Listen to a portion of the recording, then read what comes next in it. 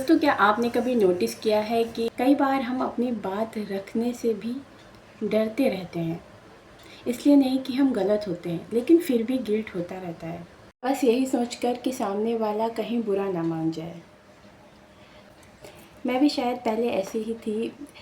जब भी मुझे अपनी फीलिंग शेयर करनी होती थी तो मैं 100 बार सोचती थी।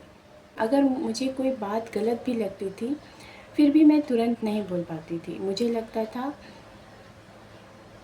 कि अगर मैंने खुद के लिए कुछ बोला तो लोग मुझे सेल्फिश समझेंगे, रूड समझेंगे।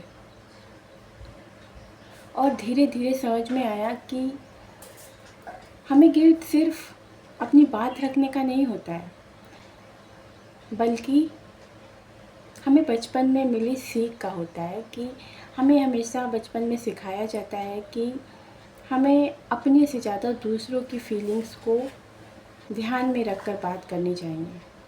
ये सीख हमारे लिए बहुत मायने हमेशा से ही रखती आई है, और जब हमारी खुद की बात आती है तब भी हम खुद को पीछे कर लेते हैं, लेकिन सामने वाले को ज़्यादा इम्पोर्टेंस, ज़्यादा वैल्यू देते हैं। हम सामने वाले को ना बोलने से पहले ही उसके मूड को डिसाइड कर लेते हैं। हम उसके मूड को समझ लेते हैं कि सामने वाला बुरा मान जाएगा, और यही सोचकर मैं खुद को चुप कर लेती थी। लेकिन फिर धीरे-धीरे समझ आया, हमारी कहीं न कहीं वैल्यू कम होती रहती है। और सच कहूँ तो हर समय दूसरों को खुश रखने की कोशिश इंसान को अंदर से थका देती है, कि हम फिर अपनी बात भी हर समय परमिशन लेकर बोलते हैं, जैसे हमारी खुद की कोई वैल्यू ही नहीं। कई बार हम गलत नहीं होते हैं, लेकिन हम पहली बार खुद को इम्पोर्टेंस दे रहे होते हैं। जब हम ऐसा कर रहे होते हैं ना, तो वही हमें गिल्ट की तरह दिखाई देता है। हमें खुद पर ही डाउट होने लगता है, क्योंकि हमने भी पहली बार ही अपना साथ दिया होता है। जैसे दूसरे हमें चलाना चाहते थे, वैसे ही हमेशा से हम चलते आ रहे थे। देखा जाए तो हम यहाँ पर खुद के साथ गलत करते आ रहे थे। पहली बार हमने खुद के लिए स्टैंड लेना शुरू किया है, खुद के लिए बोलना शुरू किया है। मैंने खुद को समझाया, जब तुम्हारी इंटेंशन गलत नहीं है, जब तुम किसी के बारे में गलत सोचती नहीं हो, तो फिर खुद के लिए बोलना गलत नहीं है।